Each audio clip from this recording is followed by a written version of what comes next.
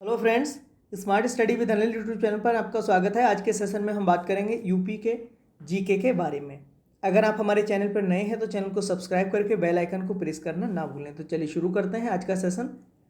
सबसे पहले हम बात कर लेते हैं उत्तर प्रदेश के मैप के बारे में। वर्तमान में अगर हम बात करें तो उत्तर प्रदेश में कुल कितने ज़िले हैं? 75 ज़िले हैं।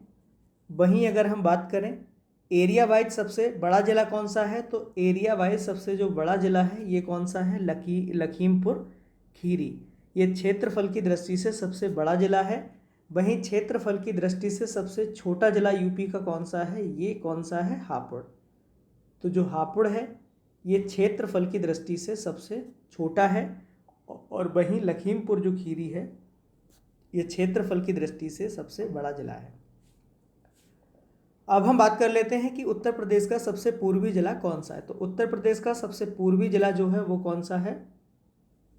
बलिया है। वहीं अगर हम देखें पश्चिमी जिला, सबसे पश्चिमी जिला जो है वो कौन सा है? शामली है। तो उत्तर प्रदेश का सबसे पश्चिमी जिला वो शामली है।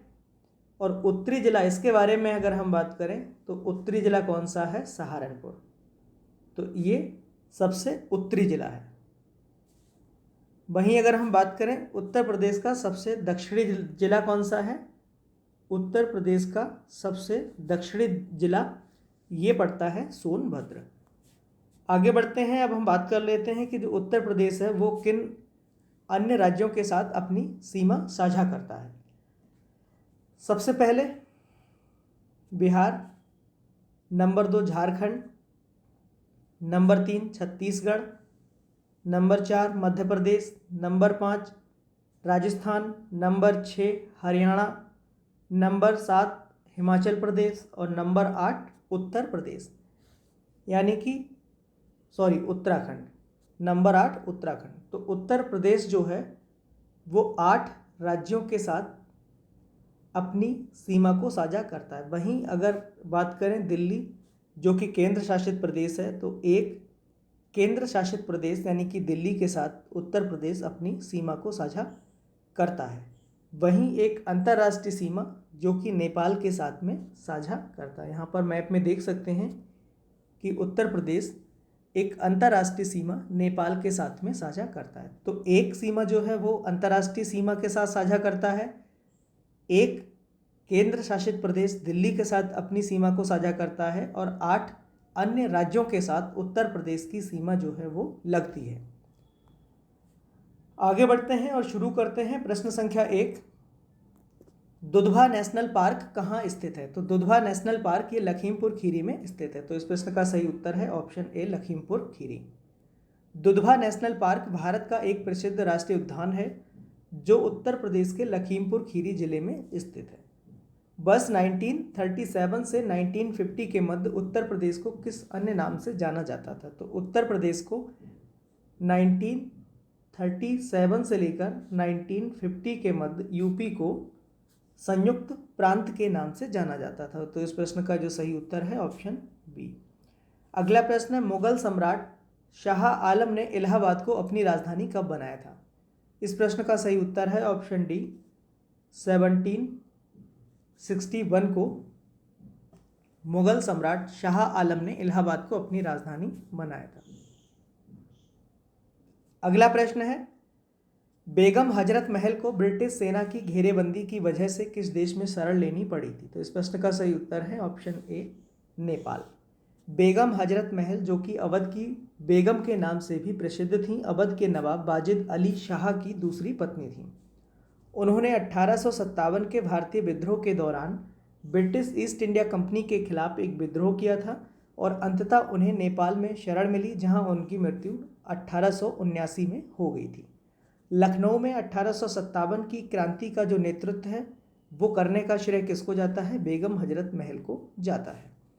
अगला प्रश्न है, उत्तर प्रदेश राज्य में भारतीय राष्ट्रीय कांग्रेस का प्रथम अधिवेशन 1888 ईस्वी में इलाहाबाद में संपन्न हुआ था। इस अधिवेशन की जो अध्यक्षता है वो किसके द्वारा की गई थी? तो इस प्रश्न का सही उत्तर है ऑप्शन डी, जॉर्ज यूले। तो जॉर्ज यूले पहले अंग्रेज थे जिन्होंने भारतीय राष्ट्रीय कांग्रेस के अधिवेशन की अध्यक्षता की थी। अगला प्रश्न है, हिंदुस्तान सोशलिस्ट रिपब्लिकन एसोसिएशन का मुख्यालय कहाँ स्थापित किया गया था? तो इस प्रश्न का सही उत्तर है ऑप्शन बी, आगरा। आगे बढ़ते हैं, उत्तर प्रदेश की प्रथम विधानसभा का गठन कब हुआ था? इस प्रश्न का सही उत्तर है ऑप्शन ए, 8 मार्च 1952 को। अगला प्रश्न है, उत्तर प्रदेश राज्य को कितने संभागों में बांटा गया है? तो उत्तर प्रदेश राज्य को कुल 18 संभागों में बांटा गया है। तो इस प्रश्न का जो सही उत्तर है ऑप्शन डी, 18। अगला प्रश्न है, उत्तर प्रदेश राज्य में खनिज मुख्यतः किन जनपदों में पाए जाते हैं? इस प्रश्न का सही उत्तर है ऑप्शन डी, उपयुक्त सभी, यानी कि मिर्ज़ापुर, इलाहाबाद, आगरा, ललितपुर, हमीरपुर, बांदा, झांसी, सोनभद्र आदि इन जिलों में खनिज जो है वो प्रचुर मात्रा में पाए जाते हैं। अगला प्रश्न है, उत्तर प्रदेश राज्य के मिर्ज़ापुर जनपद के विंध्याचल क्षेत्र में स्थित कजराहट एवं रोहतास क्षेत्रों में किस खनिज के विशाल भंडार पाए जाते हैं? तो इस प्रश्न का सही उत्तर है ऑप्शन बी, चूना पत्थर। आगे बढ़ते हैं, बांगर क्षेत्र में मिलने वाली मिट्टी को किस नाम से नहीं जाना जाता है? तो इस प्रश्न का सही उत्तर है ऑप्शन डी, रेगुड़, यानी कि इसको दोमट मटियार या बलुई दोमट या मटियार दोमट, इन अन्य नामों से बांगर क्षेत्र में मिलने वाली मिट्टी को जाना जाता है, जबकि जो रेगुड़ होती है ये काली मिट्टी के नाम से इसको जाना जाता है। बांगर क्षेत्र वह क्षेत्र कहलाता है जहाँ पर बाढ़ नहीं आती है, अर्थात बाढ़ का पानी नहीं पहुँच पाता है, वहाँ हमेशा पुरानी मिट्टी ही जमी रहती है, जिसे हम बांगर जलोढ़ मिट्टी कहते हैं। पुरानी जलोढ़ मिट्टी को बांगर कहते हैं और जो नई जलोढ़ मिट्टी होती है उसको क्या कहते हैं? खादर। जलोढ़ मिट्टी उर्वरता की दृष्टिकोण से अच्छी मानी जाती है, क्योंकि उसमें धान, गेहूँ, मक्का, तिलहन, दलहन आदि फसलें उगाई जाती हैं। वहीं बात करें हम रेगुड़ मिट्टी की, तो इसका जो रंग होता है ये कैसा होता है? काला होता है, जिससे इसको काली मिट्टी भी कहा जाता है। चूँकि वे कपास उगाने के लिए परिपूर्ण होती हैं, इसलिए इसको कपास की मिट्टी यानी कपास मिट्टी भी कहा जाता है। ये मिट्टी उत्तर पश्चिम दक्कन के पठार में फैले दक्कन क्षेत्र की सबसे अधिक विशेषता है और ये लावा प्रभा से बनी होती है। आगे बढ़ते हैं, निम्न में से कौन सी मिट्टी दक्षिण के पठारी भाग में नहीं मिलती है? तो इस प्रश्न का सही उत्तर है ऑप्शन सी, भूड़। भूड़ एक प्रकार की कृषि योग्य जमीन का ही नाम होता है। इस प्रकार की जमीन में बालू का जो अंश होता है वो अधिक होता है। बालू यानी कि रेत की मात्रा, रेत की जो मात्रा है ये इसमें अधिक पाई जाती है। इस कारण से इसे उपजाऊ बनाने के लिए पानी या सिंचाई करने की अधिक आवश्यकता होती है। अगला प्रश्न है, उत्तर प्रदेश राज्य में औद्योगिक क्षेत्र कुल श्रम शक्ति के कितने प्रतिशत लोगों को रोजगार देता है? तो इस प्रश्न का सही उत्तर है ऑप्शन बी, 8%। अगला प्रश्न है, उत्तर प्रदेश के कुल आय का कितना प्रतिशत भाग कृषि से प्राप्त होता है? तो इस प्रश्न का सही उत्तर है ऑप्शन सी, 68% जो भाग है वो कृषि की आय से प्राप्त होता है। उत्तर प्रदेश राज्य का पशुधन के क्षेत्र में कौन सा स्थान है? तो इस प्रश्न का सही उत्तर है ऑप्शन ए, प्रथम। भारत की पहली पशु जनगणना दिसंबर 1919 से अप्रैल 1920 में की गई थी। तब से ये हर 5 साल में एक बार आयोजित की जाती है। पशुधन जनगणना का संचालन कृषि मंत्रालय, पशुपालन विभाग, डेयरी और मत्स्य पालन, भारत सरकार, नई दिल्ली के द्वारा किया जाता है। आज़ादी के बाद पहली जो पशुधन जनगणना हुई थी ये कब हुई थी? 1951 को हुई थी। 16 अक्टूबर 2019 को मत्स्य पालन, पशुपालन, डेयरी मंत्रालय के पशुपालन और डेयरी विभाग ने 20वीं पशु जनगणना रिपोर्ट जारी की थी, जिसमें देश के सभी राज्यों और केंद्र शासित प्रदेशों को शामिल किया गया था। और 20वीं जो पशुधन जनगणना थी इसमें पहली बार फील्ड से ऑनलाइन प्रसारण के माध्यम से घरेलू स्तर के डेटा को उपयोग किया गया था। आगे बढ़ते हैं, उत्तर प्रदेश में कुल सकल सिंचित क्षेत्रफल कितना है? तो इस प्रश्न का सही उत्तर है option D, 182.2 lakh hectare. Uttar Pradesh में कितना प्रतिशत क्षेत्र नलकूपों के द्वारा संचित होता है? तो इस प्रश्न का सही उत्तर है ऑप्शन बी, 71.4% जो भूभाग है यह नलकूपों के द्वारा संचित किया जाता है। अगला प्रश्न, निम्नलिखित में से किस नहर से झांसी, ललितपुर, जालौन, हमीरपुर जिले की भूमि की सिंचाई की जाती है? तो इस प्रश्न का सही उत्तर है ऑप्शन ए, ललितपुर बांध नदी। यह उत्तर प्रदेश की एक नहर है। ललितपुर जिले की शहजाद नदी पर ललितपुर बांध बनाया गया है, जिससे नहर निकाली गई है। इस नहर से झांसी, ललितपुर, जालौन और हमीरपुर की भूमि की सिंचाई की जाती है। आगे बढ़ते हैं। उत्तर प्रदेश राज्य में किस प्रकार के वन पाए जाते हैं? तो इस प्रश्न का सही उत्तर है ऑप्शन डी, उपर्युक्त सभी।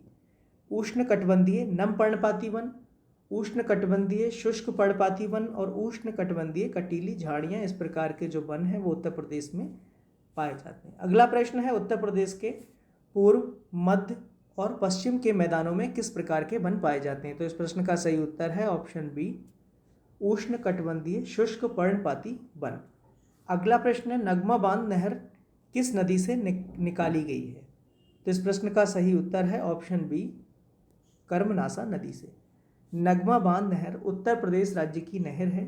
ये नहर कर्मनाशा नदी पर नगमा नामक स्थान पर बने बांध से निकाली गई है। नगमा स्थान के नाम से ही इसको नगमा बांध नहर कहा जाता है।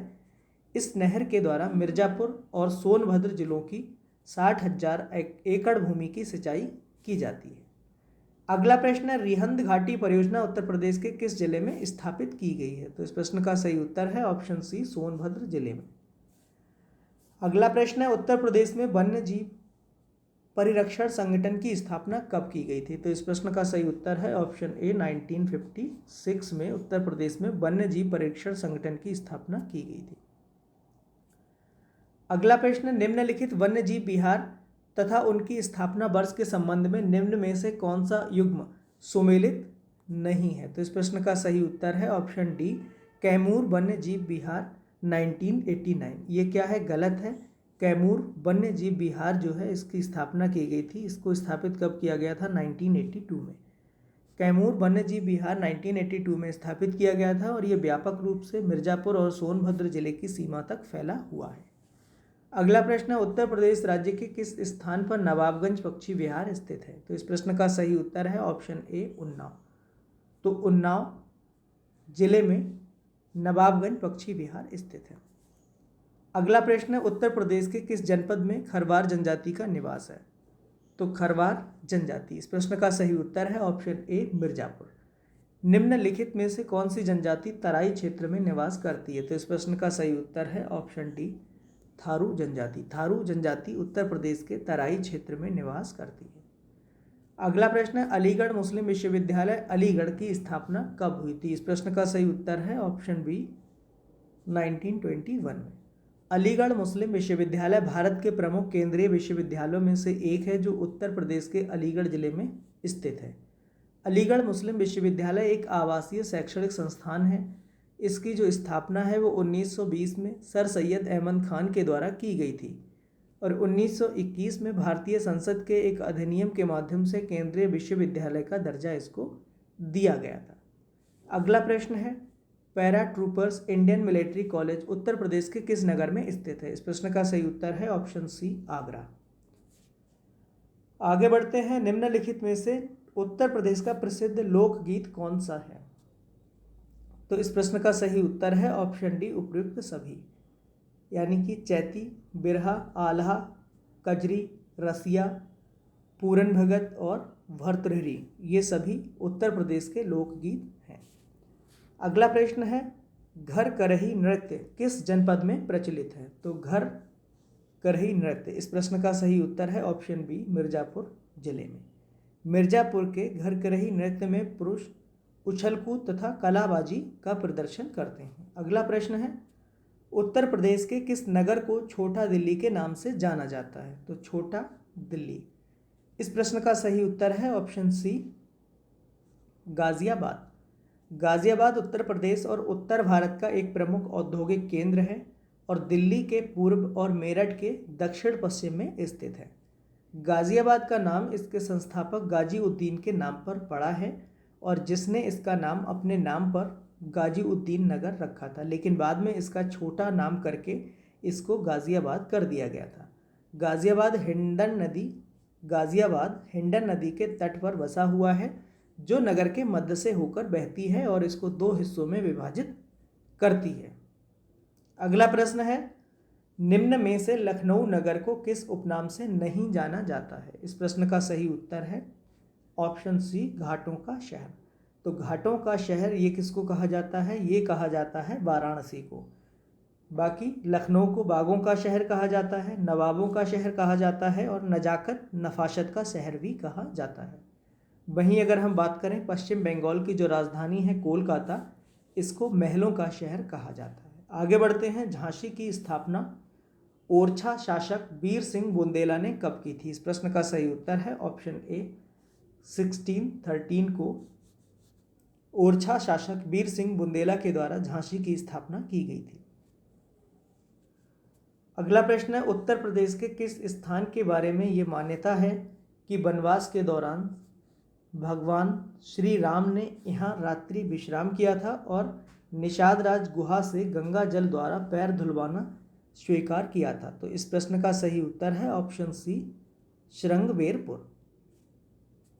आगे बढ़ते हैं। निम्न में से कौन सा राष्ट्रीय राजमार्ग दिल्ली, मथुरा, आगरा, कानपुर, इलाहाबाद, वाराणसी और कोलकाता के मध्य विस्तृत है? तो इस प्रश्न का सही उत्तर है ऑप्शन ए राष्ट्रीय राजमार्ग 2 यानी कि NH नेशनल हाईवे 2। मार्च 1884 में उत्तर प्रदेश के किन नगरों के मध्य तार संदेश भेजे जाने के साथ तार सेवा शुरू की गई थी? तो इस प्रश्न का सही उत्तर है ऑप्शन ए आगरा से कोलकाता। आगे बढ़ते हैं। Rajiv Gandhi institute of petroleum technology Uttar Pradesh के किस शहर में स्थित है? इस प्रश्न का सही उत्तर है ऑप्शन सी रायबरेली। आगे बढ़ते हैं। वाराणसी से वर्ष 1850 में श्री तारा मोहन मित्र नामक बंगवासी ने किस पत्र का प्रकाशन प्रारंभ किया था? तो इस प्रश्न का सही उत्तर है ऑप्शन बी सुधाकर पत्र। निम्न में से कौन सी परियोजना उत्तर प्रदेश की सर्वाधिक महत्वपूर्ण जल परियोजनाओं में शामिल है? इस प्रश्न का सही उत्तर है ऑप्शन डी उपरोक्त सभी। गंगा विद्युत क्रम, शारदा जल विद्युत परियोजना और रिहंद परियोजना, ये सभी उत्तर प्रदेश की महत्वाकांक्षी जल परियोजनाएं हैं। आगे बढ़ते हैं। रिहंद बांध परियोजना के बारे में निम्नलिखित में से कौन से कथन या कौन सा कथन सत्य है? इस प्रश्न का सही उत्तर है ऑप्शन डी उपयुक्त तीनों कथन रिहंद बांध परियोजना के संबंध में सत्य हैं। यानी कि ये मिर्जापुर जिले के पीपरी नामक स्थान पर स्थापित है। इस परियोजना में 50-50 हजार किलोवाट विद्युत क्षमता वाली 6 इकाइयाँ शामिल हैं। रेणुकूट में स्थापित एल्युमिनियम संयंत्र को इसी परियोजना से विद्युत प्राप्त होती है। अब हम देख लेते हैं रिहंद परियोजना के बारे में डिटेल से। रिहंद परियोजना भारत की मुख्य नदी घाटी परियोजनाओं में से एक है। रिहंद बांध एक गुरुत्वीय बांध है जो उत्तर प्रदेश के सोनभद्र जिले में पीपरी नामक स्थान पर रिहंद नदी पर बनाया गया है। रिहंद बांध लगभग उत्तर प्रदेश और मध्य प्रदेश की सीमा पर स्थित है। इसका निर्माण 1959 से लेकर 1962 के बीच में हुआ था। रिहंद नदी का जो उद्गम है वो छत्तीसगढ़ में सरगुजा की मतरिंगा पहाड़ी के पास अंबिकापुर तहसील से हुआ है। नदी सरगुजा जिले में दक्षिण से उत्तर की ओर प्रवाहित होते हुए उत्तर प्रदेश के सोनभद्र जिले के चौपन के समीप सोन नदी में मिल जाती है। छत्तीसगढ़ में इसकी जो लंबाई है वो 145 किलोमीटर है।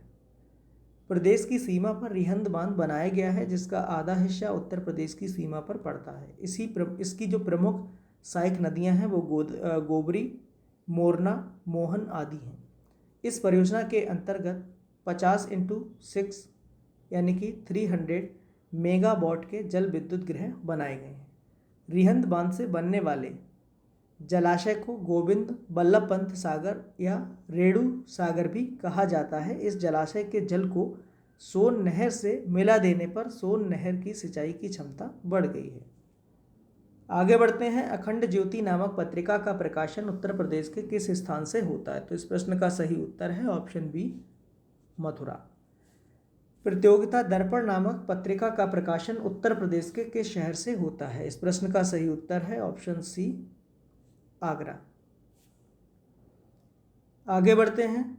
उत्तर प्रदेश की राजधानी लखनऊ किस नदी के किनारे बसा हुआ है? तो इस प्रश्न का सही उत्तर है ऑप्शन डी गोमती नदी। लखनऊ गोमती नदी के किनारे स्थित है। गोमती नदी गंगा की एक सहायक नदी है। उत्तर प्रदेश का राजकीय पशु क्या है? तो इस प्रश्न का सही उत्तर है ऑप्शन ए बारहसिंगा। उत्तर प्रदेश का राजकीय पुष्प कौन सा है? पलाश है। उत्तर प्रदेश का राजकीय पक्षी कौन सा है? सारस अथवा क्रौंच है। उत्तर प्रदेश का राजकीय वृक्ष कौन सा है? अशोक है। उत्तर प्रदेश में सर्वाधिक प्रचलित लोक नृत्य ये कौन सा है? नौटंकी। आगे बढ़ते हैं। नरौरा परमाणु संयंत्र उत्तर प्रदेश के किस जनपद में अवस्थित है? तो इस प्रश्न का सही उत्तर है ऑप्शन डी बुलंदशहर। आगे बढ़ते हैं। किसने आगरा को सर्वप्रथम आगरा कहा? इस प्रश्न का सही उत्तर है ऑप्शन ए टॉलमी। टॉलमी के द्वारा आगरा को सबसे पहले आगरा कहा गया। जबकि आगरा शहर की जो स्थापना है ये दिल्ली सल्तनत के मुस्लिम शासक सुल्तान सिकंदर लोदी के द्वारा 1504 में की गई थी। अगर आगरा शहर की स्थापना की बात आती है तो स्थापना किसके द्वारा की गई थी? सिकंदर लोदी के द्वारा 1504 में की गई थी। लेकिन आगरा को सबसे पहले जो आगरा कहा था ये किसने कहा था? टॉलमी ने।